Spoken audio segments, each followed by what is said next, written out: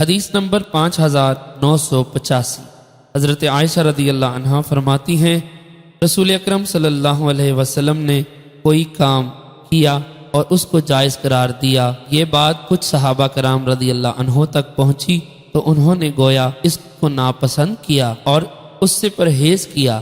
رسول اکرم صلی اللہ علیہ وسلم کو اس بات کا علم ہوا تو آپ خطبہ دینے کھڑے ہوئے اور فرمایا، ان لوگوں کا کیا حال ہے جن کو میری طرف سے کوئی بات پہنچتی ہے جس کی میں نے اجازت دی، وہ اس کو ناپسند کرتے اور اس پر پرہیز کرتے ہیں۔ اللہ کی قسم میں ان سب سے زیادہ اللہ کا علم رکھتا ہوں اور ان سب سے زیادہ اللہ تعالیٰ سے ڈرتا ہوں۔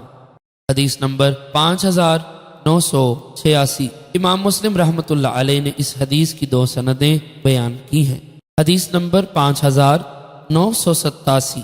حضرت عائشہ رضی اللہ عنہا فرماتی ہیں رسول اکرم صلی اللہ علیہ وسلم نے ایک کام کی اجازت دی تو کچھ لوگوں نے اس سے پرہیز کیا، تو نبی اکرم صلی اللہ علیہ وسلم کو یہ بات پہنچتی تو آپ کو غصہ آیا، حتیٰ کہ آپ کے چہرہ انور پر غصہ ظاہر ہو گیا۔